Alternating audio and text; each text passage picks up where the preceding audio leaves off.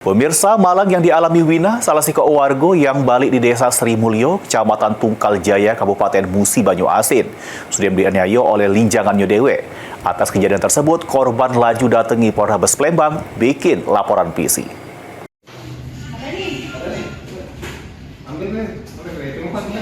Nasib apes yang dialami Wina, salah satu warga yang balik di desa Sri Mulyo, Kecamatan Tungkal Jaya, Kabupaten Musi Banyuasin, sudah menjadi korban kekerasan oleh linjangannya dewe yang menyebabkan korban mengalami memar di kepala, pipi, luka lecet di bagian paha, sakit di bagian punggung belakang sama kaki kiri.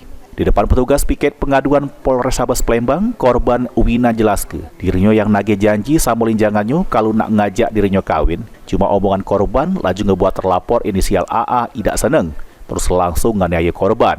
Tidak cuma sampai situ, terlapor juga sebelumnya sering nganiaya korban. Cuma menurut korban tidak separah yang dialaminya sekarang. Korban yang tidak seneng sama kelakuan terlapor laju datangi Polrestabes Palembang bikin laporan polisi. Barep terlapor secepatnya ditingkep. Perkara sini? Kekerasan, Kak.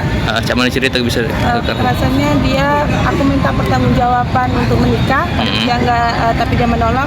Jadi ujung-ujungnya aku ditonjok, dihajar, Kak. Siapa itu yang nonjok itu? Si pelaku pacar. Pacar ya? Itu di mana, Kak? Di kepala, di wajah, terus di punggung.